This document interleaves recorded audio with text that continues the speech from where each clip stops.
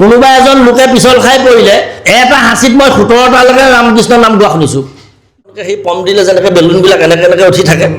আমিও যদি তেনেকুৱাকৈ বোলে বৰ ভালকৈ নাম গাইছোঁ ভালকৈ ভকতে ভাল পাইছে এনেকৈ এনেকৈ যদি উঠি থাকোঁ অকণ অকণকৈ ভাৱ গতিকে পৰম সম্পদ হৰি ভকতি আপোনাৰ ঢেৰ আছে যদিও যদি হৰি ভকতি নাই একো নাই গোটেই গুৰুদেৱ পাখণ্ড কাক বোলে অবৈষ্ণৱস্তু জ লোকা স পাখণ্ড প্ৰকৃতিতাহা অবৈষ্ণৱসকলকে পাখণ্ড বোলে ভৱিষ্যতে এই ভাগৱত কোৱাৰ পিছতো কলিত বহুত লোক নতৰিব বুলি মই ইতিমধ্যে গম পাইছোঁ এই হ'ল নাম অপৰাধৰ অপৰাধী হোৱাৰ কাৰণ হ'ল মূৰ্তিটো পাখণ্ড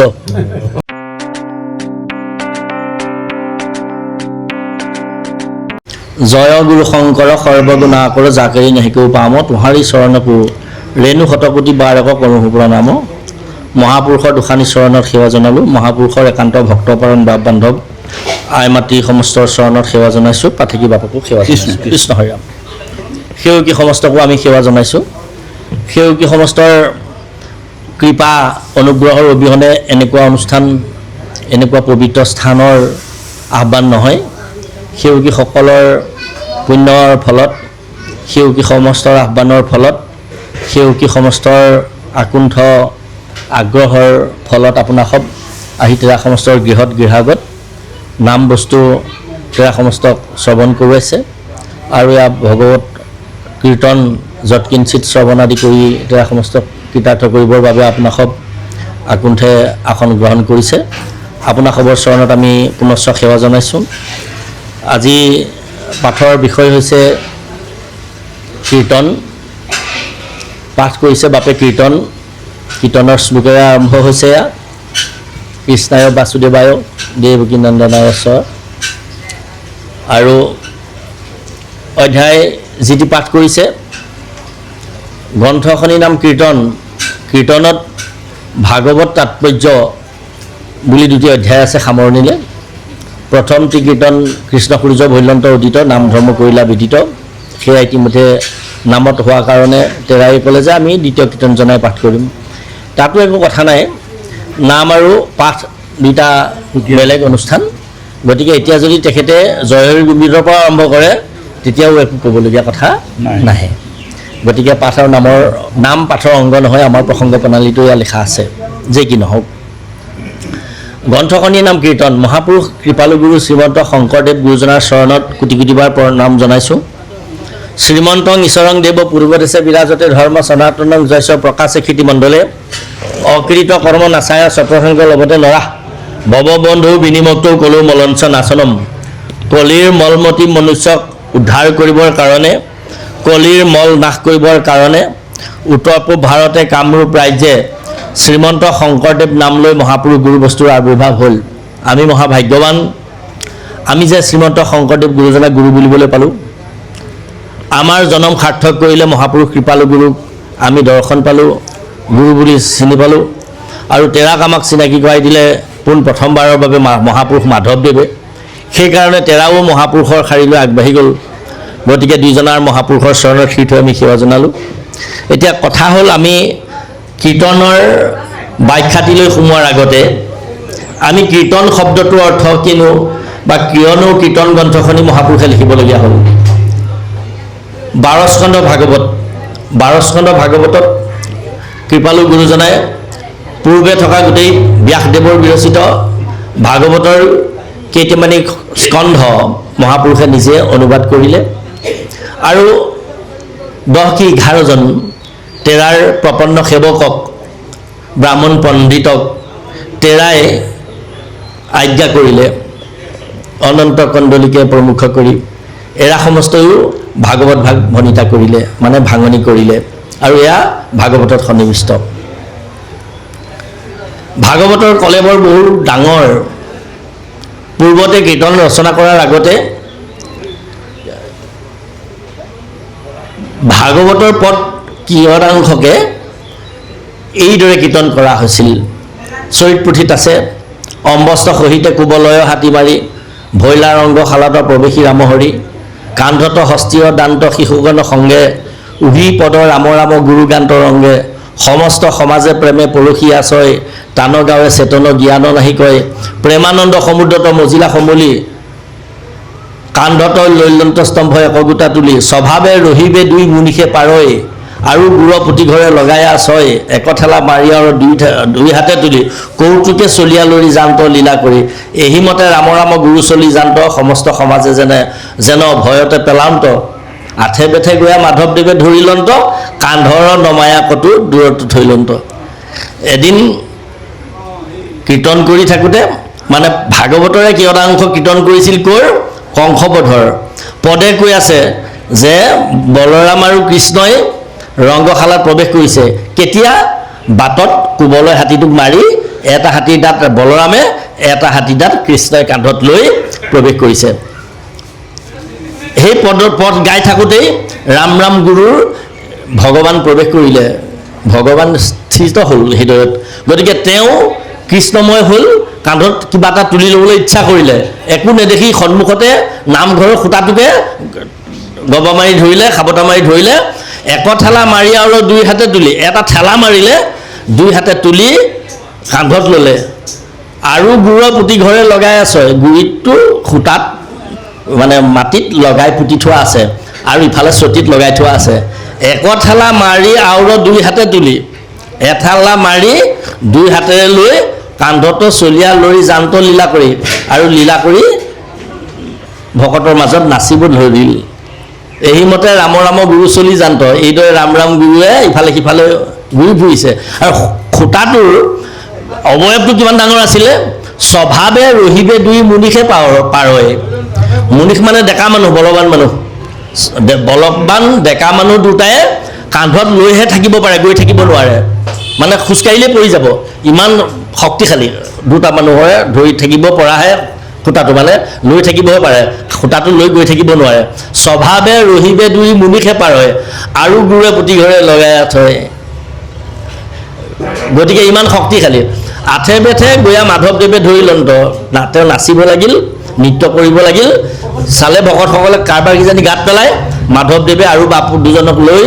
লগ ধৰি খুঁটাটো কান্ধৰ পৰা সেৱা কৰি খুঁটাটো কান্ধত নমাই থ'লে এই এনেদৰেই আগত চলিছিল গতিকে সেইকাৰণে নাম গাবলৈ কেতিয়াবা অসুবিধাও পাইছিল আৰু বহু কাৰণত কৃপালু গুৰুজনাক ভকতে খাতিৰ কৰিলে আৰু শংকৰদেৱ মহাপুৰুষেও তেওঁৰ জীৱনৰ সবাতকৈ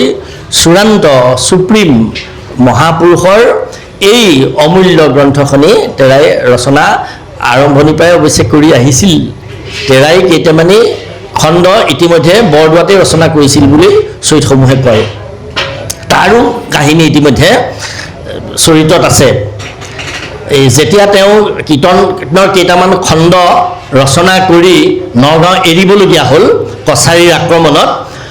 কছাৰীসকলৰ লগত এদিন কটা মৰা হ'ল ভূঞাসকলক ৰাতি অজ্ঞাতে তেখেতসকলক আক্ৰমণ কৰিলে ঘৰ দুৱাৰত জুই দিলে আৰু যথাসময়ত তেওঁলোকে প্ৰাণ বাচি ভূঞাসকল পলাবলগীয়া হ'ল বৰনৈত ইতিমধ্যে যথাসময়ত নৌকা ভোৰ আদি সাজি থৈছিলে তাত গৈ উঠিলেগৈ কৃপালু গুৰু শ্ৰীশংকৰ ডেকাগিৰি গুমুষ্টা শংকৰো গৈ তাত উঠিছিলগৈ হঠাৎ মনত পৰিল যে মই কীৰ্তনখন ৰচনা কৰিছিলোঁ কেইটামান খণ্ড কিন্তু এয়া থাকি গ'ল আকৌ হয়তো মই আহিম নে নাহিম এই বুলি ভাবি কীৰ্তনৰ সেই খণ্ডকেইটা আনো বুলি তেওঁ দৌৰি আহি ইতিমধ্যে ঘৰ জ্বলাইছিলেই তাৰ পৰা থাপ মাৰি লৈ কাষৰি তলত লৈ গ্ৰন্থখনিৰ সেই কিয়দাংশ লৈ তেখেত পুনৰ ওলাই যাওঁতেই ঘৰৰ পৰা পাহুৱাল কছাৰী দুটাই ধৰিলে গবমাই ধৰিলে গুৰুজনাই কি কৰিলে একঠেলা মাৰি আৰু দুই হাতে তুলি তেওঁ চিতে পেলাই লন্ত থিৰ কৰি মানে তেওঁ সাবতা মাৰি ধৰিলে গ্ৰন্থখনি ধৰি আছে ইতিমধ্যে দুজনে পাহুৱাল ডেকাই ধৰিলে নহয় তেওঁ কি কৰিলে গ্ৰন্থখনি আছে এই ভাগে এজনক মাৰিলে আৰু ডেকাগিৰি যথেষ্ট শক্তি আছিলতো খাৰ গৰু পেলাব পৰা মোৰ গুৰুজন গতিকে এই ভাগে উলতীয়া চিতে পেলাই লন্ত দিও জন গৰকিলা দুইকুদিয়া বুকুত চৰণ উলতাই চিট কৰি পেলাই দিলে এইখন হাতৰ সৈতে বাওঁ হাতে এনেকৈ এজনক মাৰিলে এইফালে পৰিলে আৰু সোঁ হাতৰ গ্ৰন্থখন কাষৰ তলত আছে যে সোঁ হাতখনে এনেকৈ মাৰিলে ইজনো পৰিলে দুইজন পাহুৱাল কছাৰী পৰি গ'লত চালে যে তেওঁলোকে উঠি আকৌ মোক আক্ৰমণ কৰিব পাৰে। উলটীয়া দুইকো দিলা বুকুত চৰণ। উলটি যাওঁতেই গুৰুজনাই এটা বুকুত এজনৰ কছাৰীৰ বুকুত এটা ভৰি দিলে আৰু এটা বুকু ইজনৰ ভৰিত দি গুচি গ'ল। বহু সময়লৈকে তেওঁলোক তাতে পৰি থাকিল আৰু তেওঁলোকে গৈ আৰু গুৰুজনক নাপালেগৈ। এনেকুৱাবিলাক কাহিনী আছে। যে কি নহওক, মূল কথালৈ আমি আহিছোঁ যে ভগৱন্তৰ গোটেই 12 স্কন্ধ ভাগৱতত থকা সাৰ তত্ত্বটো তাত্ত্বিকভাৱেৰে সাধু সন্ত মহন্তক জীৱ সমুদায়ক তৰিবৰ কাৰণে এই তাত্ত্বিক সাত্বিক সবাতকৈ শ্ৰেষ্ঠ আমাৰ জাতীয় জীৱনৰ মৌচাক বুলিছে সাধু সন্ত মহন্ত বিদ্বানসকলে এই গ্ৰন্থখনি ৰচনা মহাপুৰুষে কৰিলে। এই গ্ৰন্থখনি তাত্ত্বিক গ্ৰন্থ। এয়া আপোনালোকে জানেই কেনেকৈ সংকলন কৰিলে। কীৰ্তনৰ অধ্যায়সমূহ পিছত শংকৰদেৱ মহাপুৰুষে ৰামচৰণ তেওঁৰ ভাগিনীয়েকৰ হতোৱা মাধৱদেৱৰ ভাগিনীয়েক ৰামচৰণৰ হতোৱা অনাই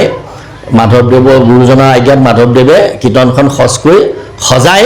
গুৰুজনাক আগবঢ়াই দিলে আৰু গুৰুজনাই কীৰ্তনখন অধ্যায়সমূহ ক্ৰমে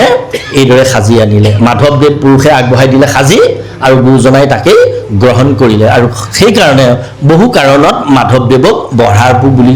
গুৰুজনাই কৈছে। এই গ্ৰন্থখনিৰ প্ৰথম অধ্যায়টি হ'ল চতুৰ্বিংশতি অৱতাৰ। বাপে খুব সুন্দৰকৈ কৈছে, চতুৰ্বিংশতি অৱতাৰ নাম অপৰাধ পাখণ্ড মৰ্দন ধ্যান বৰ্ণন অজামিল উপাখ্যান। অজামিলৰ পিছত প্ৰহ্লাদ চৰিত্ৰ বাপে কৈছে হৰমোহন গজেন্দ্ৰ উপাখ্যান থাকি গৈছিলে, গজেন্দ্ৰ উপাখ্যান থাকি গৈছিলে। তাৰ পৰা হৰমোহন বলিচলন, বলিচলনৰ পিছত শিশুলীলা হৈছে বাৰু সজ কৃষ্ণ। এতিয়া ক্ৰমটো চাওকচোন কিমান তাত্ত্বিক ক্ৰম। চতুৰ্বিংশতি অৱতাৰ, চতুৰ্বিংশতি অৱতাৰ মানে 24 অৱতাৰ। 24 অৱতাৰ মানে 24 বাৰ ভগৱন্তই অৱতাৰ গ্ৰহণ কৰিলে। কেলে 24 বাৰ গ্ৰহণ কৰিলে ভগৱন্তই? 23তো নকৰিলে, ইফালে 25তো নকৰিলে, 24 অৱতাৰ। বাসুদেৱ অংশ আছে যাৰ শৰীৰত, সেহিহে চিনিব পাৰে ঈশ্বৰ কৃষ্ণক। যেহিমতে সূৰ্যতে যে দেখাৱে সূৰ্যক, সেইমতে কৃষ্ণতে যে দেখাৱে কৃষ্ণক। অৰ্থাৎ আপুনি সূৰ্যক এইকাৰণেহে আমি দেখিছোঁ, আমাৰ সূৰ্যৰ শক্তি এটা চকুকেইটাত আছে। চকুকেইটা সূৰ্যৰ শক্তি, সূৰ্যৰ শক্তিটো চকুত থকাৰ কাৰণে সূৰ্যৰ শক্তিটোহে আমাক সূৰ্যক দেখাইছে। সূৰ্যক দেখাইছে মানে এই ব্ৰহ্মাণ্ডত থকা সকলো বস্তু দৃশ্যমান হোৱাৰ উদ্দেশ্য আমাৰ চকু দুটাত সূৰ্য শক্তি আছে। এইটোৱে মূল কথা। আৰু সূৰ্য শক্তি যদি নাথাকিলহেঁতেন তেনেহ'লে আমি ব্ৰহ্মাণ্ডত একো বস্তুকেই দেখা নাপাওঁ। বাসুদেৱ অংশ আছে যাৰ শৰীৰত, যাৰ শৰীৰত বাসুদেৱ অংশৰ ভাগ আছে, সেই বাসুদেৱ আংশিক শাৰীৰিক জীৱ ভাগেহে বাসুদেৱ উপলব্ধি কৰিব পাৰে। এবাৰ নহয়, দুবাৰ নহয়, তিনিবাৰ নহয়, 4 বাৰ নহয়, 24 বাৰকৈ আহিলে। তাক দেখাবৰ কাৰণে 24 বাৰ আহিলে, আমি কিজানি বুজি নাপাওঁ। আপোনালোকৰ কাৰণে আহিলে। আপোনালোকৰ গাত 24 তত্ত্ব আছে। 5টা জ্ঞানেন্দ্ৰিয়, 5টা কৰ্মেন্দ্ৰিয়, 5 তন্মাত্ৰা আৰু 5 প্ৰাণ। 4, 5, 20 হ'লনে? 5টা জ্ঞানেন্দ্ৰিয় 5, 5টা কৰ্মেন্দ্ৰিয় 5, 10 হ'লনে বাৰু? 5 তন্মাত্ৰা 15, 5 তন্মাত্ৰা, তাৰপিছত আৰু কি 5 প্ৰাণ, তাৰপিছত 20 হ'ল মন, বুদ্ধি, চিত আৰু অহংকাৰ। যিটো শৰীৰৰ অৰ্থে কৰে কৰ্ম নানা, প্ৰাণ গৈলে সৱ হৈবে ইহাংক নাজানা। ইষ্ট মিত্ৰ কুটুম্ব যতেক জ্ঞাতিগণ, অসুচি বুলিয়া নকৰিবে দৰিখন। কাষ্ঠ যেন পৰি থাকে ভূমিত পহৰীয়া, হেন দেহা আপোনাৰ বোলা কি লাগীয়া। পৃথিৱী অপ তেজ বায়ু আকাশ অপৰ পৰশ গন্ধ স্পৰ্শ শব্দ তন্মান্তৰ, জ্ঞানেন্দ্ৰিয় কৰ্মেন্দ্ৰিয় মদ অহংকাৰ,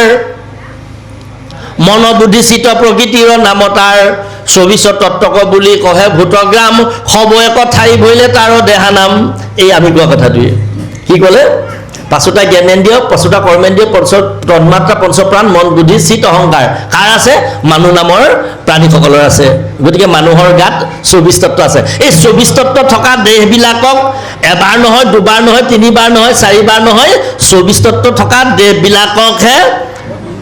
বাৰম্বাৰ 24 বাৰকৈ আহি দেখুৱালেহি। কেলে? মই যে ভগৱান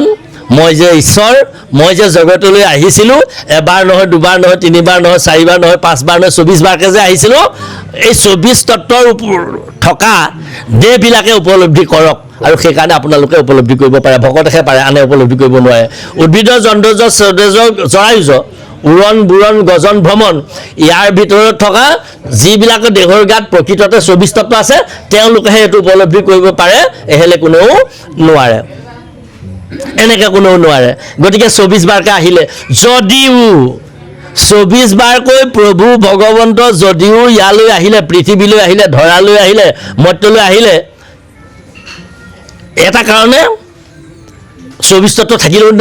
উপলব্ধি কৰিব পৰা নাই। কাৰণটো কি? নাম অপৰাধ। নাম অপৰাধ থকা লোকে ভগৱন্তক উপলব্ধি কৰিব নোৱাৰে। ঈশ্বৰ যে হৃদয়তে আছে, হিয়াতো থাকিলেও মই তাহাৰো বিদুৰ বুলিছে, দূৰতো বিদুৰ হন্ত তাৰ বুলিছে মাধৱ পুৰুষে, হয়নে বাৰু? গতিকে হৃদয়তে থাকিলেও ঈশ্বৰ উপলব্ধি কৰিব নোৱাৰে। কেলে? যাৰ গাত নাম অপৰাধ থাকিব। নাম অপৰাধ থকাৰ কাৰণ কি? 2য় অধ্যায়টিৰ নাম অপৰাধ। নাম অপৰাধ কাৰ গাত থাকে? কেলে থাকে? কিয় থাকে? নাম অপৰাধৰ অপৰাধী হয় কেলে? নাম অপৰাধৰ অপৰাধী হোৱাৰ কাৰণ হ'ল, নাম অপৰাধৰ অপৰাধী হোৱাৰ কাৰণ হ'ল মতিটো পাখণ্ড, পাখণ্ড মৰ্দন। যেতিয়ালৈকে পাখণ্ড প্ৰবৃত্তিটো, পাখণ্ড মতিটো, পাখণ্ড চিত্তটো, পাখণ্ড ভাৱনাটো শেষ নহয়, চুৰ নহয়, নাশ নহয়, নষ্ট নহয়, তেতিয়ালৈকে পাখণ্ডমতিটো শেষ নহয়, তেতিয়ালৈকে হৃদয়ত থকা ঈশ্বৰক উপলব্ধি কৰিবলৈ সক্ষম নহয়, আৰু নাম অপৰাধ দূৰ নহয়। 3 নম্বৰ কথা, নাম অপৰাধ, হয়নে বাৰু? আৰু পাখণ্ড মৰ্দনৰ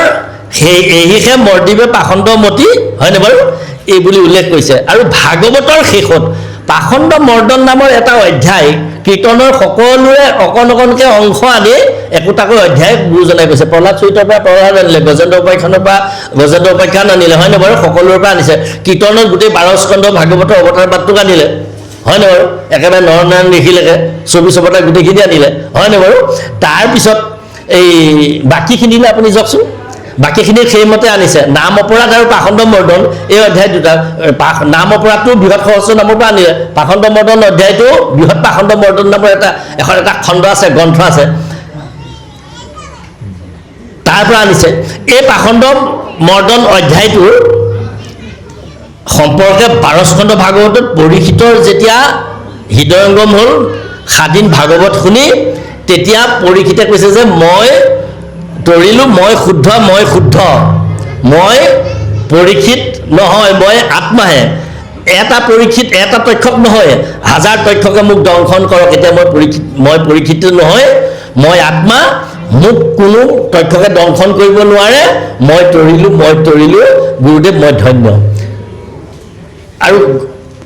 সুকেও কৈছে, পৰীক্ষিত এই 12 স্কন্ধ কৈ শেষ কৰিলোঁ, যদি এই 12 স্কন্ধ শেষ হোৱাৰ পিছতো তোমাৰ যদি এতিয়াও কিবা মায়া অবিদ্যা আছে, সন্দেহ আছে, মই 12 স্কন্ধ পুনৰ প্ৰথমৰ পৰা শেষলৈকে আকৌ ক'ম, তুমি কোৱা তোমাৰ কিবা সন্দেহ আছে যদি। পৰীক্ষিতে কৈছে, গুৰুদেৱ মোৰ কোনো সন্দেহ নাই, মই তৰিলোঁ, মই এটাই উপলব্ধি কৰিলোঁ, মই পৰীক্ষিত নহয়। সাপ বুলি ভাবি আছিলোঁ, সাপৰ নহয়, এইটো মোৰ পৰম প্ৰসাদ, কৃষ্ণৰেখে কৃপাতে পাৰিলোঁ বিপ্ৰসাদ, জানোচা বিফলে মোৰ ভিতৰৰ সন্ততি, সাপৰ চলে উপজালে মূৰ বিৰকতি, ভয় যেনে নোপজে বৈৰাগ্য নোহিত হয়, বিৰকতি নভৰিলে নভজে কৃষ্ণ পাৱে, হেন জানি প্ৰাণপ্ৰভু ইষ্টদেৱ মোৰ, সাপৰ চলে চেদিলন্ত সংসাৰৰ দুৰ্ঘোৰ, মই তৰিলোঁ, মই উদ্ধাৰ হ'লোঁ, মই ধন্য। সুকে কৈছে, অপৰীক্ষিত মই আচলতে ভাগৱত তোমাক কোৱা নাই নহয়। কি গুৰুদেৱ? ভাগৱত মোক কোৱা নাই। ৰাজঋষিসকলক কৈছে, নাই কোৱা। দেৱঋষিসকলক কৈছে, নাই কোৱা। ব্ৰহ্ম ঋষিসকলক কৈছে, বোলে নাই কোৱা। তেনেহ'লে আপুনি ভাগৱত কাক ক'লে? নষ্ট ভৈল লোককলি পাপ সাগৰত, এতেকে কহিলোঁ শাস্ত্ৰ তোমাৰ আগত। কেলে? দেখিবে নোৱাৰিতো লোকৰ নিকাৰ, কৃপায়ে আনিয়া শাস্ত্ৰ কৰিলোঁ প্ৰচাৰ, আশে শুনি ভনি কলি যুগে যত লোক, মহাসুখে গৃহতে থাকিয়া পাৱে মোক, ঘৰতে থাকিয়ে গৃহতে থাকিয়ে ধন ধান ঐশ্বৰ্য বিভূতি ল'ৰা দুটা বিষয় বাসনৰ মাজত থাকিয়ে মোক পাওক বুলি মই ভাগৱত তোমাক, ঈশ্বৰক পাওক বুলি মই ভাগৱত তোমাক ক'লোঁ। গতিকে তোমাক আচলতে ভাগৱত মই কোৱা নাই পৰীক্ষিত নিমিত্ত মাত্ৰ লোকৰ উপকাৰ আককহি বহি লোক তৰুক সংসাৰ তুমি নিমিত্ত মাত্ৰ মই তোমাক ইয়াত বহুৱাই লৈছোঁ তোমাৰ পিছফালে উগ্ৰসভাৰ সুত নামৰ ল'ৰা এটি আছে মই তাকহে কৈছোঁ এই বুলি কৈ হুকে কান্দিব লাগিব পৰীক্ষিতে সুধিছে গুৰুদেৱ আপুনি যে কান্দিছে মই কান্দিছোঁ কেলে কান্দিছে মই এই ভাগৱত শাস্ত্ৰ কোৱা যিটো কাৰণে কৈছিলোঁ এই কাৰণটোৰ পৰা মই টিকালজ্ঞ মই ভূত ভৱিষ্যত বৰ্তমান অতীত সকলো কথা জানো ভৱিষ্যতে এই ভাগৱত কোৱাৰ পিছতো কলিত বহুত লোক নতৰিব বুলি মই ইতিমধ্যে গম পাইছোঁ এয়ে মোৰ কান্দোন আহিছে মহাকাৰুণিক সুকে লোকৰ নিকাৰ দেখি পৰম ব্যৰ্থিতা ভৈল চিত্ত ৰাজাক বুলন্ত চাই শুনা পৰীক্ষিত ৰাই যেন মোৰ মনে বিপৰীত বেদৰ ৰহস্য ইটো মহাভাগৱত শাস্ত্ৰ পৃথিৱীত কৰিলোঁ প্ৰচাৰ কলিৰ মলিন লোক শুনি সবে নিষ্ঠৰূপ অভিপ্ৰায় হেনকে আমাৰ জগত পৰম গুৰু ঈশ্বৰ কৃষ্ণক যিটো ব্ৰহ্মা হৰে সেবে অবিচ্ছেদ কলিত বহুতে তাংক ভজিবে নপাৰিবে পাখণ্ডে কৰিবে বুদ্ধিভেদ এই পাখণ্ডে কৰিবে বুদ্ধিভেদ এই 12 স্কন্ধ ভাগৱত কোৱাৰ উদ্দেশ্য কলি যুগত ধন ধান ঐশ্বৰ্য বিভূতি বৈভৱ ল'ৰা তিৰোতা সংসাৰৰ মাজত ব্যস্ত হৈ থকা আবদ্ধ হৈ থকা জীৱবিলাক মানুহবিলাক উদ্ধাৰ হওক বুলি মই কৈছিলোঁ কিন্তু কলি যুগত এই ভাগৱত ধৰ্ম কোৱাৰ পিছতো মহাভাগৱত কোৱাৰ পিছতো বহুত লোক তৰিব নোৱাৰিব কেলে নোৱাৰিব পাখণ্ডে কৰিব বুদ্ধিভেদ পাখণ্ডসকলে বুদ্ধিভেদ কৰিব হুকক সুধিছে পৰীক্ষিতে যে গুৰুদেৱ পাখণ্ড কাক বোলে অবৈষ্ণৱস্তু জ লোকা স পাখণ্ড প্ৰকৃতিতাহা অবৈষ্ণৱসকলকে পাখণ্ড বোলে অবৈষ্ণৱ বোলে কোন বিষ্ণুৰেখে নাম লৈয়া বিষ্ণুক এখে ভজে বিষ্ণু ব্যতি ৰেখে আন দেৱক অনভজে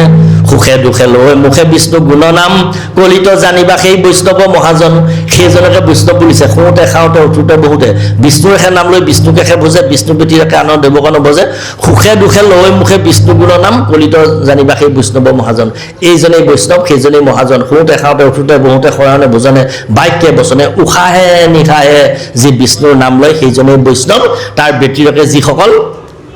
কেলে ঈশ্বৰক চিন্তা কৰিব লাগে তাকো যিসকলে নাজানে এইসকলে পাখণ্ড বুলিছে অধ্যায়টিৰ নাম পাখণ্ড মৰ্দনৰ পিছত কি ক'লে ধ্যান বন্দন এই পাখণ্ড মতিটো কেতিয়া শেষ হ'ব যেতিয়া কৃষ্ণ পাখণ্ড মতিটো কাৰ শেষ হ'ব পাখণ্ড মতিটো কেতিয়া শেষ হ'ব যেতিয়া ধ্যান কৰিবলৈ শিকিব যেতিয়া ভজনত বহিব ভজন কৰাৰ আগত গুণনাম গোৱাৰ আগত মই গুণনাম সম্পৰ্কে পাঠে ক'ব গতিকে নাম গোৱাৰ আগত গুণনাম চৰ্চন কৰাৰ আগত ভগৱন্তৰ নিৰ্গুণ নাম গোৱাৰ আগত কি কৰিব লাগিব ধ্যান যেতিয়া কৰিব ধ্যান কৰিলে কি হ'ব পাখণ্ডমতিটো শেষ হ'ব ধ্যান যেতিয়া কৰিব ধ্যানৰ পিছত কি হ'ব অজামিল উপাখ্যান নে ধ্যান বন্ধনৰ পিছত অজামিল ধ্যান যেতিয়া কৰিব পাৰিলে আপোনাৰ গতি হ'ব কেনেকুৱাকৈ অজামিলৰ গতি আপোনাৰ অজামিল গতি হ'ব অজামিলে যেনেকৈ গতি লাভ কৰিলে তেনেকৈ গতি লাভ কৰিব অজামিলৰ পিছত কি অধ্যায়টিৰ নাম অজামিলৰ দৰে গতি লাভ কৰিব চৰিত্ৰটো কেনেকুৱা হ'ব প্ৰহ্লাদৰ দৰে ক্ৰিয়া পঞ্চবৰী সতে মহামতি ক্ৰিয়াই কৰন্ত ভকতি প্ৰহ্লাদৰ চৰিত্ৰটো সদায় কৃষ্ণৰ গুণ কহে চিত্তত ধৰিল কৃষ্ণ গ্ৰাহে এইটো চৰিত্ৰ ভকতৰ চৰিত্ৰ কেনেকুৱা হ'ব লাগে প্ৰহ্লাদৰ চৰিত্ৰ কি পঞ্চবৰী সতে মহামতি ক্ৰিয়াই কৰন্ত ভকতি আকৌ ক'লে প্ৰহ্লাদৰ কথাটো কি বুলি অনেক কৈছে আমি দুটি পদ মাত্ৰ কৈছোঁ সদায় কৃষ্ণৰ গুণ কহে চিত্তত ধৰিল কৃষ্ণ গ্ৰাহে ইয়াত কৃষ্ণ গ্ৰাহে যেতিয়া ধৰি থাকিব অনবৰতে কৃষ্ণ নাম কৃষ্ণ গুণানুকীৰ্তন আহি থাকিব তাৰ পিছৰ অধ্যায়টিৰ নাম কি ক'লে প্ৰহ্লাদৰ পিছত কি আছিলে গজেন্দ্ৰ মুখখন গজেন্দ্ৰ উপাখ্যান বা গজেন্দ্ৰ মুখখন গজেন্দ্ৰ গতি লাভ কৰিব প্ৰহ্লাদৰ দৰে যেতিয়া হ'ব আৰু অকণমান সাৱধান অকণমান ভকতে ভয় কৰাটো ভাল প্ৰহ্লাদৰ দৰে ভকতি কৰোঁতে গজেন্দ্ৰৰ দৰে ভকতি কৰোঁতে গজেন্দ্ৰৰ নিচিনা গজেন্দ্ৰৰ পিছত আছিলে সেই প্ৰহ্লাদৰ পিছত আছিলে গজেন্দ্ৰ উপাখ্যান নম্বৰ এই গতিকে এই অকণমান কি হ'ব পাৰে অহংকাৰ আদি আহিব পাৰে গতিকে হৰমোহন গতিকে প্ৰভুৱে অলপমান অহংকাৰ আহিলে দহি আছোঁ মদনক আৰু শংকা নাই মাধৱে মাতন্ত হাসি শংকৰক চাই দুবাৰ হাঁহিলে প্ৰভু মই সেদিনা নাছিলোঁ আপুনি যিদিনা এই মোহিনী ৰূপ ধৰি দেৱতাসকলক ভকত দেৱকৰ প্ৰাণ কৰাইলা অমৃত মই সেইদিনা নাছিলোঁ দেৱতাসকলক অমৃত খোৱা দিনা তোমাৰ বোলে মোহিনী ৰূপটো একেবাৰে বিশ্ব সুন্দৰ আছিলে মই গতিকে চাবলৈ আজি আহিছোঁ আৰু আইগৰাকীকো লগতে লৈ আহিছোঁ এই বুলি কোৱাত প্ৰভুৱে হাঁহি এটা মাৰিলে যে ঘূৰ নাৰী মায়া সৰ্ব মায়াতে কুৎসিত মহাসিদ্ধ মুনিৰো কটাকে সৰৈচিত দৰ্শনে পৰতপ জপযোগ ভংগ জানি জ্ঞানী গণেৰে কামিনীৰ সংগ এতেকেহে বুলু ক্ষমা কৰা পশুপতি হেন শুনি হাঁহি হৰে হৰিত বুদতি ভগৱানৰ বাক্য শুনি হাঁহি এটা মাৰি ক'লে দহি আছোঁ মদনক আৰু শংকা নাই সদাশিৱই পৰিবাৰক অনাৰ লগে লগে হাঁহি এটা মাৰিছিলে বিষ্ণুৱে তাৰপিছত দহি আছোঁ মদনক আৰু শংকা নাই বুলি ক'লত মাধৱে মাতন্ত হাঁহি শংকৰক চাই দ্বিতীয়বাৰ হাঁহি মাৰি আৰু তাতেই প্ৰভু নাইকিয়াই হ'ল তাৰপিছত সদাশিৱৰ বাকীখিনি আমি ক'ব আৰু নালাগে প্ৰভু কৃষ্ণ হৈ যাম গতিকে হৰমোহন নহয়নে বাৰু তাৰপিছত বলি চলন গতিকে এনেকৈ অকণমান যদি আমাৰ অহংকাৰ আহে বোলে ভালকৈ নামষাৰ মই গাইছোঁ ভকতে বেলেগ ভাল পাইছে ন বা আজি বৰ ভাল লাগিলে ক'ৰ পৰা গালে সেইটো এতিয়াই এই বুলি যদি কয় আৰু তেতিয়া ভকত যদি অকণ অকণকৈ সেই পম দিলে যেনেকৈ বেলুনবিলাক এনেকৈ উঠি থাকে আমিও যদি তেনেকুৱাকৈ বোলে বৰ ভালকৈ নাম গাইছোঁ ভালকৈ ভকতে ভাল পাইছে এনেকৈ যদি উঠি থাকোঁ অকণ অকণকৈ ভাৱ তেনেহ'লে আৰু শেষ হ'ব নামষাৰ গাই উঠি তাতেই ভকতে নামাচাৰ্যজনে ক'ব লাগে প্ৰভু তোমাৰ নাম গাইছিলোঁ তোমাৰ ভকতে কৈছিলে কাৰণে গাইছোঁ এয়া নাম মোৰ নহয় তোমাৰ নাম তুমি দিছিলা কাৰণেহে গাইছিলোঁ এটা পদো ক'তো থাকি নোযোৱাকৈ তোমাৰ শক্তি মোৰ শক্তি নহয় মই একো নহয় কটাক্ষতে স্বজন্ত ব্ৰহ্মাণ্ড কোটি কোটি একোটা ডিম্বৰময় ৰুদ্ৰ একগতি সদাশিৱই কৈছে কোটি কোটি সদাশিৱ স্বৰ্জন কৰিছে আশিৱ স্বৰ্জন কৰিছে তাৰ ভিতৰত মই এটা ৰুদ্ৰগুটি গতিকে তেনেস্থলত আমি অধমে নামষাৰ গোৱাটো কোন গতিকে কিবা যদি নাম গাওঁতে পুণ্য হৈছিলে এয়াও তোমাৰ ওচৰতে মই প্ৰভু অৰ্পণ কৰিলোঁ ইমানেই মোৰ শেষ এতিয়া মই দাস আকৌ দাস হিচাপেহে মই সেৱা কৰিম এই নাম গোৱাৰ কিবা যদি পুণ্য আছে কোনোবাই যদি গায় ক'লেও বোলে বাপ নামষাৰ গাই বৰ ভাল লাগিলে বৰ ধুনীয়া নাম গাইছে আপুনি যদি উঠি যায় লগে লগে তেখেতক ক'ব লাগে বাপ বোলে আমাৰ নাম নহয় নহয় আপোনাৰ খবৰ নাম প্ৰভুৱে দিছিলে গালোঁ এতিয়া আৰু সেইভাগ কথা কৈ আমাক আকৌ তললৈ নপঠিয়াব আপোনালোকৰ চৰণৰ ধূলাহে আমি আমাৰ শক্তি নাই তেওঁহে গোৱালে এই বুলি কওক যদি আৰু হয় বাপ বোলে অমুকে বহুত দিনৰ পৰা মই যত্ন কৰিছোঁ নহয় বাপ ল'ৰাকালৰ পৰা কৰোঁতে এইখিনি হৈছেগৈ তাৰমানে হৰমোহন তাৰমানে আৰু হৰমোহনৰ অৰ্থ বেলেগ নহয় আমিও সেইখিনিতে আমাৰ হৰমোহন গতিকে সেইখিনিলে যদি যায় বলি চলন হৈ যাব সেইখিনিলে যদি যায় তাৰপিছত অধ্যায়টোৰ নাম বলি চলন বলিয়ে যিমান অটপালি কৰিলে বলিক কেতিয়াবাই ভগৱন্তৰ সুদৰ্শন চক্ৰলৈ মাৰিব লাগিছিল বলিৰ নিচিনা চব দৈত্যক মাৰিলে নহয় বলিত নিচিনা অটপালি সকলোকে বধ কৰিছে প্ৰভু শ্ৰীহৰিয়ে কিন্তু ভগৱন্তই যে বলিক নামাৰিলে কাৰণটো কি বাৰু ৰহস্য তত্ত্ব এই কি আপোনাৰ নৃসিংহ মুৰাৰী যেতিয়া অৱতাৰ হ'ল হিৰণ্যক্ষক যেতিয়া হিৰণ্যকশিপুক যেতিয়া ফালি পেলালে নাই ভেউ আনি যেতিয়া ইয়াত মেৰিয়াই ল'লে আজিকালি ভাওনাত নেদেখুৱাই ভাগৱতত আকৌ এই হিৰণ্যকশিপুৰৰ এই নাই ভেউ ইয়াত মেৰিয়াই লোৱা আছে তাৰো ৰহস্য আছে আকৌ কেলৈ মেৰিয়াই ল'লে যদি সময় হয় জানে যদি কিবা কাৰণত সোধে বোলে ব্যাখ্যা হওক বুলি আমি আলোচনা কৰিম পিছত এই নাই ভেউবিলাক যে ইয়াত হেৰি কৰি ল'লে তাৰপিছত প্ৰহ্লাদে বৰ বিচাৰিলে নহয় প্ৰহ্লাদে মোক এইবিলাক প্ৰসাদ নালাগে মোক খালি দেউতাক আৰু হয়নে বাৰু দেউতাই অনেক অপৰাধ কৰিলে মোক দেউতাক ক্ষমা কৰি দিয়ক এনেকৈ ক'লে তাৰপিছত বোলে তই হেনো দৈতেন্দ্ৰৰ পুত্ৰ বুলি যাক 21 পুৰুষত কৰিলি উদ্ধাৰ তোক এইবিলাক প্ৰসাদ উপায়ো নালাগে কৰিও পিতৃৰ পেটকাৰ্য যেন বিধি তাৰমানে সেইটো অৰ্থ কি যে উপায়ো প্ৰহ্লাদ এইবিলাক কীৰ্তনৰ কথাই কৈছোঁ আমি যে প্ৰহ্লাদো তই সেই বামুণ এজন আনি কেনেকৈ শ্ৰাদ্ধপিণ্ড কৰিব লাগে পেটকৰ্মটো কৰ এইটো কোৱা নাই দেহ মৃতাত প্ৰেত ভৱতি দেহটো মৰিলে প্ৰেত হয়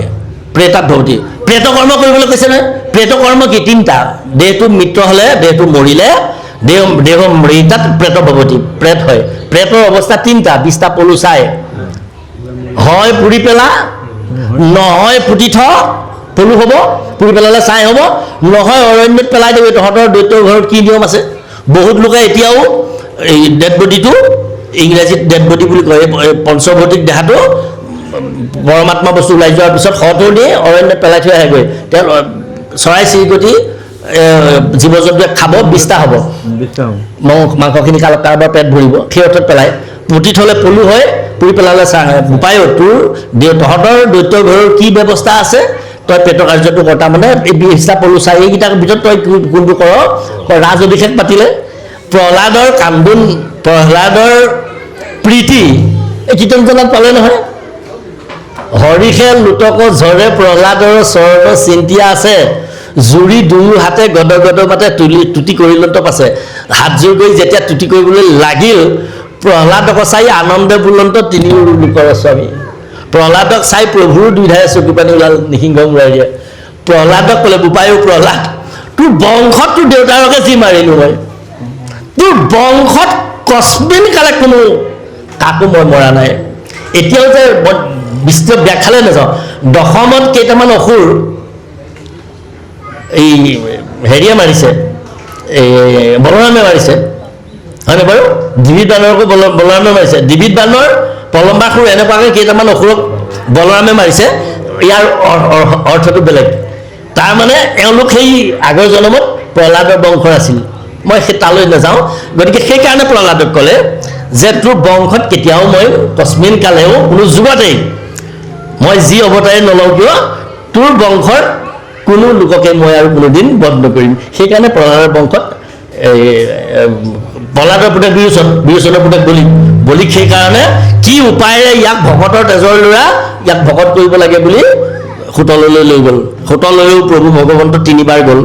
এয়াও আমি আলোচনা নকৰিব আজি। হোটললৈ 3বাৰ গৈছে প্ৰভু ভগৱন্ত। বাৰু যে কি নহওক, বলিচলনৰ পিছত আহিলে শিশুলীলা। শিশুলীলাত আৰু ভগৱন্তৰ, শিশুলীলা মানে আৰু বুজিছেই নহয় আৰু, শিশুলীলা ভগৱন্ত দশমত জন্ম হৈছে আৰু আমি গোটেইবিলাক কৃষ্ণলীলাই কৰি আছোঁ। এইটোকে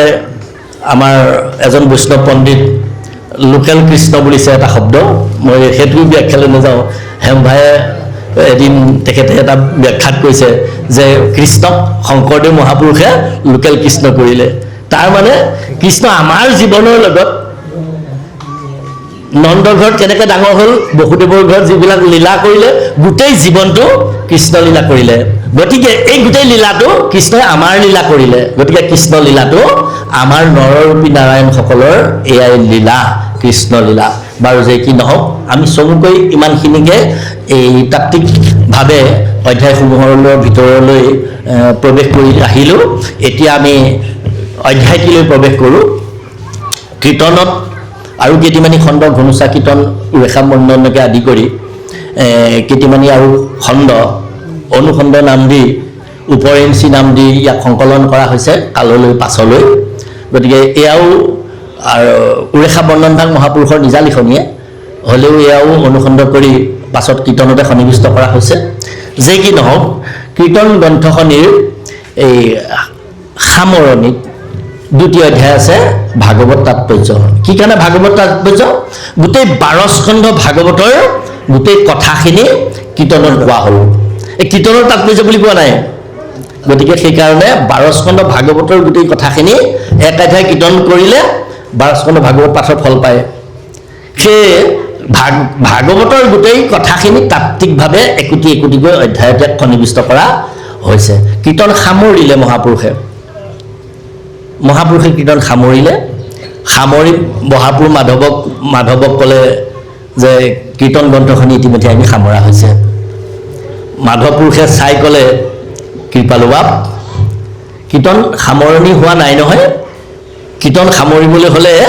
আৰু এতিয়া অধ্যায় ইয়াত থাকি গ'ল নহয়, আচল অধ্যায়টিকে থাকিল। বোলে কি অধ্যায় থাকিল? তেতিয়ালৈকে ভাগৱত তাৎপৰ্য হোৱা নাই। অধ্যায়টো থাকিল কি? গোটেই ভাগৱত সম্পৰ্কে এই কলিৰ মনুষ্যই একো গমেই নাপালেহেঁতেন যদি কৃষ্ণ সূৰ্য ভৈলন্তয়োদিত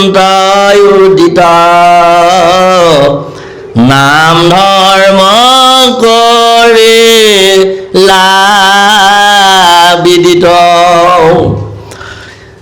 অসম মুলুকত নৰৰূপী নাৰায়ণসকলে, জনতা জনাৰ্দনে ঈশ্বৰ ভাগৱতৰ একো কথাই নাজানিলেহেঁতেন কৃষ্ণ সূৰ্য ইয়াত বিদিত নোহোৱা হ'লে। হে কৃষ্ণ সূৰ্য বুলি গুৰুজনাৰ চৰণত সেৱা জনালে। গুৰুজনাৰ চৰণত পৰি যেতিয়া সেৱা জনালে, গুৰুজনাৰ আকৌ কাম বাঢ়িল। গুৰুজনাই আকৌ এয়া প্ৰথমটি অধ্যায় লিখিলে লিখি মাধৱদেৱ মহাপুৰুষে ক'লে কৃপালু বাপ কীৰ্তন এতিয়া সামৰিব পাৰে বোলে হয় ইতিমধ্যে আমি সকলো নামাকৰণ কৰা হ'ল নহয় এই অধ্যায়ৰ নাম কি দিয়া হ'ব বোলে ভাগৱত তাৎপৰ্যই হওক গুৰুজনে ভাগৱত তাৎপৰ্য দিলে ভাগৱত তাৎপৰ্য দিলে তাৰপিছত মাধৱদেৱে ক'লে বৰাপুৰ মাধৱে ক'লে যে কৃপালু বাপ গ্ৰন্থখন এতিয়া সামৰিব পাৰে মাধৱদেৱলৈ চাই কৃপালু গুৰু শ্ৰীমন্ত শংকৰদেৱ গুৰুজনাই ক'লে বৰাপু কীৰ্তন এতিয়া সামৰণি পৰিছে যদিও আচলতে সামৰণি আৰু এতিয়া অধ্যায় হ'লেহে হ'ব আচল কথাটো এতিয়ালৈকে প্ৰকাশ নহ'লেই দেখোন বোলে কি মাধৱ বান্ধৱ উধাৰা বাপ কতনো সহিব সংসাৰ তাপ ইয়ালৈ অহা জীৱবিলাকে কেৱল এই তিনিটা তাপেৰে ল'বলৈ আহিছে আদি ভৌতিক আদি দৈবিক আৰু আধ্যাত্মিক এই তিনিটা তাপেৰে তাপিত হ'বলৈ অহা জীৱবিলাকে হে মাধৱ বান্ধৱ দেখাইছে এইজন মাধৱ বান্ধৱক কৈছে সেইজন মাধৱক যে এই সংসাৰ মাধৱ বান্ধৱ উধাৰা বাপ কতনো সহিব সংসাৰৰ তাপ এই বুলি গোটেই 12 স্কন্ধ ভাগৱতৰ কহিলা শুকে কি ক'লে কহিলা শুকে সোণা নিপ বৰ্জ কন্ধৰ যি তাৎপৰ্য বুলি আৰম্ভ কৰিলে কৃষ্ণ বিনে নাই অপৰদেও 12 স্কন্ধ ভাগৱত 12 স্কন্ধত 18 অধ্যায় শ্লোক আছে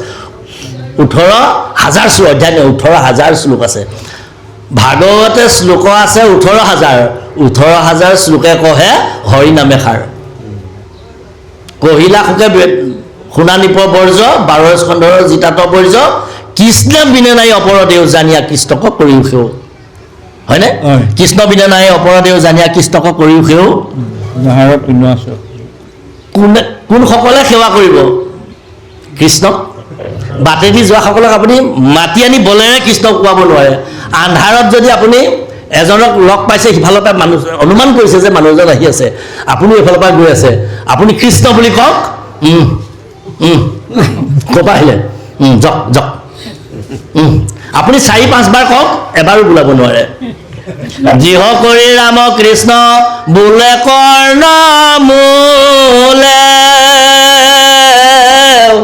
ও তাক নুশুনিয়াই বাপ মাত্ৰ বোলে আপুনি কোৱাব নোৱাৰে বোলাব নোৱাৰে যাহাৰ আছে পুণ্য অসংখ্যাত শিখে পাতে কান কৃষ্ণ কথাত এই কীৰ্তনৰ অজামিল উপেক্ষানত লিখিছে পৰৈ বা পিছলৈ সৰ্পে বা ধ্বংস হৈ জ্বৰ তাপে পীড়া কৰৈ এতে কতে যদি হৰি নাম লৈ যমজাত নাকোতৰৈ পৰৈ বা পিছলৈ আপুনি পিছল খাই পৰিলে কোনোবা এজন লোকে পিছল খাই পৰিলে এটা হাঁচিত মই 17টালৈকে ৰামকৃষ্ণ নাম গোৱা শুনিছোঁ হাতছেও কৃষ্ণ হাতছেও কৃষ্ণ হাতছেও কৃষ্ণ এইদৰে মাৰি আছে এবাৰ হাতছেও কৃষ্ণ কেইবাটাও হাঁচি যেন আহি আছে হাতছেও কৃষ্ণ গোপাল গোবিন্দ ৰাম বান্ধৱ ভকতজনৰ দণ্ডি বান্ধৱ হৰি মোৰ বান্ধৱ হৰি মোৰ বান্ধৱ হৰি মোৰ হাতছেও বান্ধৱ গোপাল গোবিন্দ ৰাম বান্ধৱ গোপাল গোবিন্দ ৰাম মাধৱ কৃপাল গুৰু শ্ৰী শংকৰ মাধৱ মাধৱ মাধৱ মাধৱ মাধৱ হাঁচেও কৃষ্ণ কৃষ্ণ গোপাল গোবিন্দ কিমান বাৰ কৃষ্ণ নাম আহিছে এটা হাঁচি আহিছিলে কৃষ্ণ নাম আৰম্ভ হৈছে হাঁচি কেইবাটাও বাঢ়ি গ'ল নামো বাঢ়ি গ'ল কিমান গালে নাম অন্ত নাই এজনৰ এনেকুৱা লোকো আমাৰ জীৱনত কেতিয়াবা লগ পোৱাৰ সুবিধা হৈছে মোৰ লগৰ কলিগ এজনে একেলগে বাহিৰলৈ গৈছোঁ ছুটীত ওলাই গৈছোঁ তেখেতৰ হাততো বেগটো আমাৰ হাততো বেগটো এটা উজত মাৰি দিলে এটা উজতত তেওঁ প্ৰথমতে 5টামান মাতিলে উজতটো মাৰিয়ে তাৰপিছত আৰু 7টামান তাৰপিছত আৰু 5টামান এইদৰে হাতে পাছে 12 4 16 20 এনেকৈ কৈ প্ৰায় 30-35টামান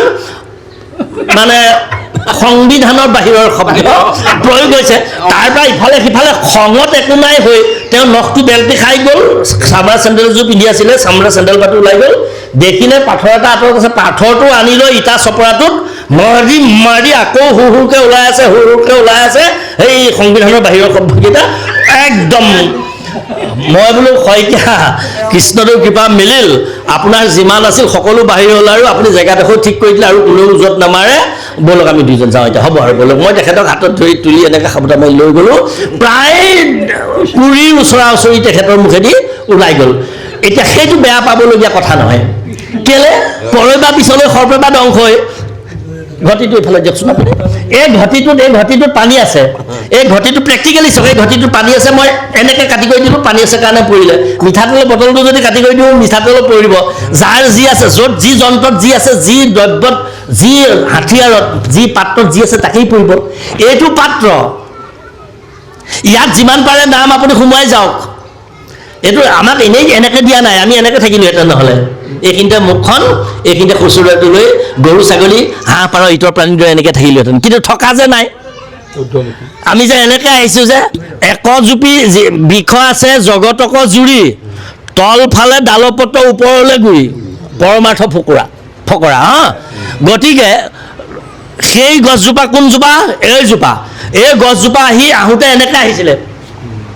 হয়নে এতিয়া থাকোঁতে এনেকৈ আছে এনেকৈ আহিছিলে থাকোঁতে এনেকৈ আছে হয়নে আমি জন্ম হৈ আহোঁতে এনেকৈ আহিছিলোঁ আছোঁ এনেকৈ এই কাৰণে আছোঁ এইটো সবাতকৈ ওপৰত বিবেক আছে গতিকে বিবেচনাৰে চলিবৰ কাৰণে এইবিলাক চকুৰে দেখা কাণেৰে শুনা নাকেৰে উশাহ লোৱা জীয়াই থকা মুখেৰে খোৱা এইবিলাক পাছত কিন্তু ইতৰ প্ৰাণীবিলাকক এইখিনিতে মুখখন সমানে দিছে এইখিনিতে পায়ু দিছে আমাৰ পায়ু একেবাৰে তলত আছে আপুনি খাবলৈ খাইহে জীয়াই থাকক খাই যেনে তেনে জীয়াই থাকক কম খাবা বেছি খাবা কম খাবা খোৱা বোৱা কথা বৰকৈ চিন্তা নকৰিবা ঘৰত আহোঁতেও খাই আহিছোঁ ইয়াতো গৃহস্থই দিছে খাই আছোঁ আকৌ সোনকালে সামৰক খাই বৈ যাওঁ এইটো কম খাবা বেছি খাবা কম খাবা এইটো নহয় পাৰিলে আমি ইয়াত নাম অলপমান সোমোৱাওঁ নেকি তেতিয়া কাটি কৰি দিলে পৰিব সেই মোৰ বন্ধুজনে ইটা চপৰাত উজতটো মাৰিলৈ ইমান গুচি আহিলে যে যি পাত্ৰত যি আছিলে তাকেই পৰিছে সেইটোৱে কৈছে যাহাৰ আছে পুণ্য অসংখ্যাত শিষে পাতে কাণ কৃষ্ণৰ কথাটো সেহিষে কৃষ্ণক বুৰৈ আপোনাক শুনিও কৃষ্ণ দেৱতাৰ গুণ সেহিষে কৃষ্ণক বুৰৈ আপোনাক সেইজনেহে কৃষ্ণ মোৰ বুলি ক'ব হৰি মোৰ কৃষ্ণ মোৰ গোপাল মোৰ প্ৰাণ বান্ধৱ কৃষ্ণ মোৰ প্ৰাণ হৰি সেইজনেহে ক'ব কাৰণ ইয়াত আছে বুলি গম পাই নহয় প্ৰভু অন্য স্থানে বিচাৰিব নালাগে কৃষ্ণক চেদিও ক আনৰ বিষয়ে ক আৰু দেখিও ক নানা দেখিও ক অন্তৰত এক ঈশ্বৰক দেখিও ক নানা বাহিৰত অন্তৰত বুধ বাহিৰত জ্বৰ পায় বুদ্ধিতে সমস্ত তেজিও ক বাহিৰত সংগ দেখাইও ক এইভাৱে ৰাম লোকত ফুৰা বেড়াই মাধৱদেৱ মহাপুৰুষে ঘোষাত কৈছে হয়নে বাৰু গতিকে সেহিষে কৃষ্ণক বোলে আপোনাক শুনিও কৃষ্ণৰ দেৱতাৰ গুণ ভকতে লৱে যত গুণ নাম তাহাৰ মালা গান্ধী অনুপাম পিন্ধত কণ্ঠত কৰি উৎসৱ হেনকে ভকত বন্ধু মাধৱ পুণ্য থকাসকলে কি কৰিব ঈশ্বৰ মোৰ হৰি মোৰ বান্ধৱ প্ৰাণ কৃষ্ণ হৃদীশ্বৰ তাহানি দ্ৰৌপদীৰ দিনতো কৈছে দ্ৰৌপদীৰ দ্বাৰকা বাচিন কৃষ্ণ গোপীজন প্ৰিয় হে কৃষ্ণ ৰমানাথ দ্বাৰিকা বাচিন কৃষ্ণ ৰমানাথ ৰমা মানে লক্ষ্মী স্বামী এইদৰে প্ৰাৰ্থনা আৰম্ভ কৰিলে পিছত বস্ত্ৰ অলংকাৰ প্ৰভুৱে ধৰিলে বস্ত্ৰ অৱতাৰ প্ৰভুৱে ধৰিলে ধৰাৰ পিছত এদিন দ্ৰৌপদীয়ে সুধিলে যদুপতি মোক সেইদিনা বৰ ডাঙৰ বিপদত পেলাইছিলা বোলে কি হ'ল তুমি বস্ত্ৰ নিদিয়া পিছত একেবাৰে শেষৰ সময়তহে তুমি মোক বস্ত্ৰ দি কিবা কৈছা মই ভাবিছিলোঁ আজি শেষ আৰু তুমিও গাভৰু মানুহ এজনী নহয় জানো কৃষ্ণই কৈছে কৃষ্ণা তুমিও গাভৰু বোলে গাভৰু হয়নে নহয় বোলে হয় তোমাৰ গাতো বল অকণমান আছে বোলে আছে তোমাৰ সেই বলখন থকাতে যদি মই বস্ত্ৰ দি দিলোঁহেঁতেন তেতিয়া নিজৰ বলেৰে আনিছোঁ বুলি ক'লাহেঁতেন মই দুটা কাৰণত বস্ত্ৰ দিয়া নাছিলোঁ দুষাখনে যেতিয়া তোমাক টানি আছে তুমিও তোমাৰ গাৰ বস্ত্ৰখন শাৰীখন এনেকৈ পাক এটা মাৰি এনেকৈ ধৰি আছা দুষাখনেও টানি আছে তুমিও গাৰ বল দি আছা যেতিয়া তোমাৰ বস্ত্ৰ নাই আৰু এটা আজোৰ মাৰিলে তোমাৰ বস্ত্ৰ শেষ তেনেকুৱা মুহূৰ্তত তুমি কি কৰিলা হাতখন বস্ত্ৰৰ পৰা এৰি দি সেই হাতখন গোবিন্দ দ্বাৰিকা বাচিন কৃষ্ণ তুমি চালা চাৰিওফালে চালে সভাৰ মাজে দ্ৰৌপদীক বিবস্ত্ৰ কৰয় বিবস্ত্ৰ লজ্জাক দ্ৰৌপদীৰ ভৈলা ভয় দেখিলন্ত পাঞ্চুপতি নিষ্প্ৰভ প্ৰতাপ পাঞ্চুজন পৰি আছে নিৰ্বিষ যেন সাপ সমজ্জাত মুখ নেদেখিলা বিদ্যমান গুণন্ত আমাক কোনে কৰিবে কত্ৰাণ ও বিচাৰিয়া মনে পাছে কৰিলন্ত সাৰ গোবিন্দ বিনাই মোৰ নাহিকে নিস্তাৰ যদ্যপি দেখিলা মই আছো বিদুৰত সুমৰন্তে ভৈলো তা নহিয়া তবে কত সেইটো কিমতে লৰজাকৰ ৰাখোঁ হেন মনে গুণি বস্ত্ৰৰ ওপৰত আনে মই ভৰিলোঁ হোৱা আপুনি মই তেতিয়াহে বস্ত্ৰৰ ভৰিছোঁ তুমি চালা চাৰিওফালে মোৰ 5জন স্বামীয়ে বিষ নাইকিয়া সাপ পৰা দি পৰি আছে মোক কোনে ৰাখিব এতিয়া ইফালে সিফালে চাই চালা যে ইয়াত কৃষ্ণ আছে নেকি নাই যেতিয়া মোক নেদেখিলা তেতিয়াই তোমাৰ জীৱ আৰু উৰি গ'ল হাই হাই মই আজি মহা সংকটত পৰিছোঁ মোৰ 5টা স্বামীয়ে ৰাখিব নোৱাৰে সত্যতাবদ্ধ মোক ৰাখিব পৰা জানো ইয়াত দেখোন নাই বিচাৰিয়া মনে পাছে কৰিলন্ত সাৰ গোবিন্দ বিনাই মূৰ নাহিকে নিস্তাৰ মোক আজি তোমাৰ বাহিৰে গোবিন্দ ৰক্ষা কৰা নাই তুমি সেই গোবিন্দ বিনাই মূৰ নাহিকে নিস্তাৰ বুলি তোমাৰ ভাৱটো আহি যোৱাৰ লগে লগে উচ্চ কৰি গোবিন্দ গোবিন্দ উচ্চাৰন্ত দেখি সমজ্যাৰ লোকে আশ্চৰ্য ভৈলন্ত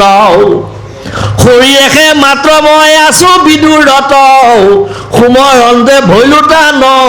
হিয়া তবে কত যদিও মই বিদুৰত আছিলোঁ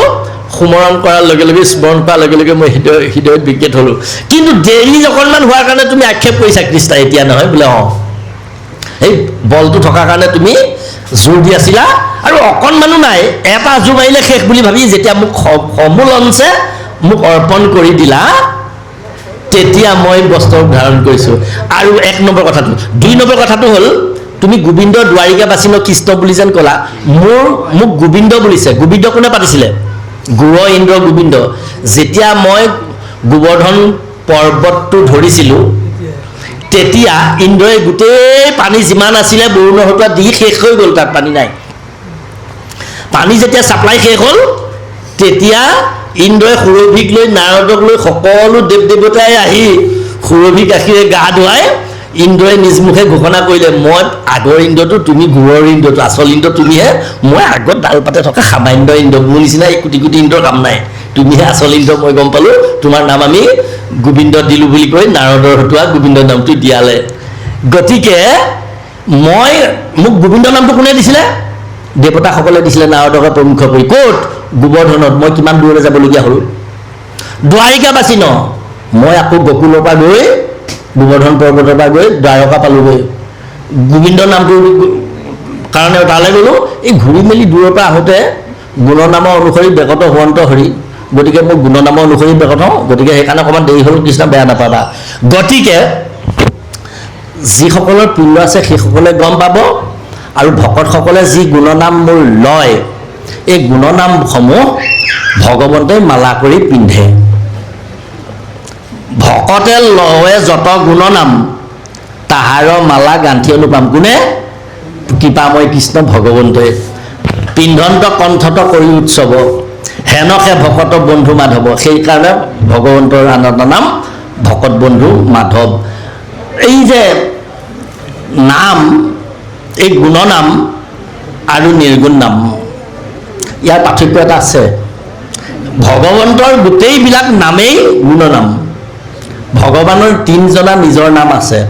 সেই 3জনা হ'ল নিজ নাম যি নামক ভকতসকলে জপ কৰে ভকতসকলক যি নাম জপ কৰিবলৈ দিয়া হৈছে এই 3জনা নামক নিৰ্গুণ নাম বুলিছে বাকী গোটেইবিলাক নাম গুণনাম গোবিন্দ গোপাল গৌৰকেতো আমি যিবিলাক গোসাত গাই আছোঁ গোটেইবিলাক আৰু কিছুমান নাম আমাৰ লিখিত হোৱাই নাই আমি কিছুমান নাম হয় প্ৰভু আমি কিছুমান নাম আমি আজিলৈকে আমাৰ মনলৈ অহাই নাই অভয়চৰণ শীতলচৰণ ৰঙাচৰণ পদ্মচৰণ এইভাগে কওঁ বায়ুচৰণ বুলি কেতিয়াবা কৈছোঁনে বায়ুচৰণ আকাশচৰণ বুলি কেতিয়াবা কৈছোঁনে এইবিলাকো ভগৱন্তৰে নাম আকাশচৰণ বুলি যদি কওঁ ভগৱন্তকে বুজাব বায়ুচৰণ বুলি কওঁ ভগৱন্তকে বুজাব জলচৰণ বুলি ক'লেও ভগৱন্তকে বুজাব এই গোটেইবিলাক ভগৱন্তৰে নাম এনেকুৱা কিছুমান এই যিমান নাম দিওঁ হেৰিয়ে ৰণচুৰ নাম এটা বেলেগে দি লৈছিলে নহয় এই যে পলাই যে দৌৰ মাৰিলে যে মুচুকুন্দক যেন শুই থকা ঠাইত যেন তালৈ গৈ অসুৰটোৰ নাম কি আছিলে কালজৱনৰ ভয়ত পলাইছে বুলি কালজৱনে খেদি গৈ আছে কালজৱনে কৈছে এই ৰণচুৰ কৃষ্ণ তোক কৃষ্ণ বুলি জানো তোক ৰণচুৰ বুলি ভবা নাছিলোঁ তই বৰ বলৱান বুলি কওঁ দেখোন তই এতিয়া ৰণ এৰি পলাইছ বোলে এই ৰণচুৰ তই ৰণচুৰ এনেকৈ কৈছে ৰণচুৰ মানে ৰণ এৰি পলাইছ হয় নাই বাৰু গতিকে সেইটো এটা কালজৱনে ৰণচুৰ নাম দিছে কোনে কি নাম দিব পাৰে হয়নে বাৰু এই চিনেমাখনৰ ক'ব নিচিনা কি নাম দি মাতিম তোমাক ভকতে ভগৱন্তক যি নামেই দি মাতক ভগৱন্তই গুণনামত আপুনি সন্তুষ্ট হয় নিৰ্গুণ নাম হৈছে নাম ঘোষাতেই কৈছে ৰাম কৃষ্ণ হৰি ৰাম সৰ্বধৰ্ম অনুপম সকল নিগম তত্ত্বসাৰ জাত পৰে ধৰ্ম নাহিয়াৰ হেন নাম নুকুমৰি কমন ভৰসা কৰি ৰৈয়া আছা ভৱ তৰিবাৰ ৰৈয়া আছা ভৱ তৰিবাৰ কি ৰামকৃষ্ণ হৰি এই তিনিজনা ভগৱন্তৰ নিজ নাম বাকী গোটেই এইবিলাক নাম গুণনাম গতিকে ভকতে যিমান নাম গাওক গুণনাম গাওক নিৰ্গুণ নাম গাওক যি নামেই নাগাওক কিয় গোটেই নামবিলাকৰ ভকতে গোৱা নামবিলাকৰ মালা পিন্ধি ভগৱন্তই মালা পিন্ধে তাৰপিছত কি ক'লে তাহাৰ মালা গান্ধী অনুপাম বিনন্ত কণ্ঠত কৰি উচ্চ হেনকে ভকত বন্ধু বান্ধৱ গালো কলো যিজনে যায় হৰি নাম সেবি পাছত ফুৰৈ যত দেৱ দেৱী যতে তীৰ্থ তাক স্তুতি কৰৈ তাৰ বায়ু পাপ সমস্ত হৰৈ তত্ৰৈব গংগা যমুনা চ তত্ৰ গোদাবৰী সিন্ধু সৰস্বতী স্নাহা সৰ্বাণি তীৰ্থানি বসন্তি তত্ৰ যথা চতুৰ্দৰ কথা প্ৰসংগ তত্ৰৈব গংগা যমুনা চ তত্ৰ গোদাবৰী সিন্ধু সৰস্বতী স্নাহা সৰ্বাণি তীৰ্থানি বসন্তি তত্ৰ যথা চতুৰ্দৰ কথা প্ৰসংগ যতেক তীৰ্থ তাক তুতি কৰৈ তাৰ বায়ু সমস্ত হৰৈ যিমান দেৱ দেৱতা আছে গোটেইবিলাকে ভকতৰ পাছে পাছে সেৱা কৰে ভকততকৈ শ্ৰেষ্ঠ তত্ত্ব জগতত একো নাই কেলে আপোনালোক মহাপুৰুষীয়া একান্ত ভকত আপোনাক একশৰণীয়া ভকত বোলে আপোনাক নিজেও ডিমাণ্ড কৰে আৰু আপোনালোক একশৰণীয়া ভকতো হয় পিছে গুৰুত শৰণ লৈছে দেউত শৰণ লৈছে নামত শৰণ লৈছে ভকতত শৰণ লৈছে চাৰি বস্তুত শৰণ লৈ আপোনালোক একশৰণীয়া কেনেকৈ হ'ল চাৰিত শৰণ লৈ একশৰণীয়া এই কাৰণে হ'ল গুৰু ভাগিয়াৰহী আশ্ৰয় দেৱতৌ দেৱ ভাগিয়াৰহী আশ্ৰয় নামতৌ নাম ভাগিয়াৰহী আশ্ৰয় ভক্ততৌ ইহা কেশে বুলি ভক্তি কহিলো সাম্প্ৰত গুৰুদেৱ নাম মূৰ্তক ভক্ত মূৰ্তি মন্ত গুৰুদেৱ নামৰ চৰণ বুলি ভকতকে কন্ত এতেকে ভকত সবনে ভাগে সমূলি গুৰুদেৱ নাম মাত্ৰ ভকতকে বুলি মানে ভকতক সেৱা কৰিলে গুৰুকো সেৱা কৰা হয় দেৱকো সেৱা কৰা হয় নামকো সেৱা কৰে গুৰু ভাগিয়াৰহী আশ্ৰয় ভকত মহাপুৰুষ জগতগুৰু কৃপালগুৰু শ্ৰীমন্ত শংকৰদেৱ যে গুৰু হয় শ্ৰীমন্ত ঈশ্বৰং দেৱ পূৰ্বদেশে বিৰাজতে ধৰ্ম সনাতনং যশ প্ৰকাশে খ্যাতি মণ্ডলে অগণিত কৰ্ম নাচায় সতসংগ লভতে নৰা ভৱবন্ধু বিনিমন্ত কৰো মনঞ্চন আচৰণ শংকৰদেৱ যে অনন্ত কোটি ব্ৰহ্মাণ্ড ঈশ্বৰ শংকৰদেৱ যে মহাপুৰুষ দৈৱকী নন্দন কৃষ্ণদেৱ হয় ত্ৰিভুৱন বন্দন দৈৱকী নন্দন জুহৰি কংসক বৈৰী জগজনতান দেৱনাৰায়ণ শংকৰ খুহি হৰি এই কথাটো প্ৰত্যয়মান যাবৰ কাৰণে 11খন 12খনমান গ্ৰন্থ আছে প্ৰাচীন গ্ৰন্থ আছে হৰগৌৰী সংবাদ শিৱনাৰায়ণ সংহিতা পঞ্চ ৰুদ্ৰজমাল এনেকুৱা কিছুমান গ্ৰন্থ আছে শংকৰক ক্ষুদ্ৰ বুলি পণ্ডিতে মানুহে কি কেনমতে হৰি অংশ বুলি নমানয় মৎস্যকুৰ্ম আদি অংশ অৱতাৰ যাৰ কেনেকৈ পণ্ডিতে কিমতে পণ্ডিতে সেইবে দুষ্ট দুৰাচাৰ স্বৰ্গখণ্ডৰ ৰহস্যতৰ সংজাত নোযোৱা বৈশিষ্ট্য সংহিতা সূত সংহিতাটো চোৱা অগস্তি সংহিতা পঞ্চ ৰুদ্ৰজমালত যোগিনী তন্ত্ৰত ইতিহাস ভৱিষ্যত হৰগৌৰী সংবাদত শিৱেনাৰদত ইসবুত বিচাৰিয়া যদ্যপি নপায় তেবেশে পণ্ডিতে নিন্দে বুজুমনি খায় যিজনে যায় হৰিনাম সেবি পাছত ফুৰৈ যত যাব দেৱী গতিকে শংকৰদেৱৰ বিষয়ে ক'বলৈ হ'লে ইমানখিনি সময়ৰ দৰকাৰ হ'ব ইমানখিনি গ্ৰন্থৰ বিষয়ে ক'ব লাগিব কৃষ্ণ ঠিকেদৰে ভগৱান কৃষ্ণ সম্পৰ্কে ক'বলৈও বহুখিনি সময়ৰ দৰকাৰ হ'ব ৰাম নাম সম্পৰ্কে ক'বলৈও বহু সময়ৰ দৰকাৰ হ'ব কিন্তু ভকতৰ সম্পৰ্কে ক'বলৈ কিবা সময় আছে নেকি বাপৰ নামটো কি আছিলে অনন্ত ভঁৰালী বাপেই এইজনেই অনন্ত ভঁৰালী বাপেই আমাৰ কাৰণে ভকত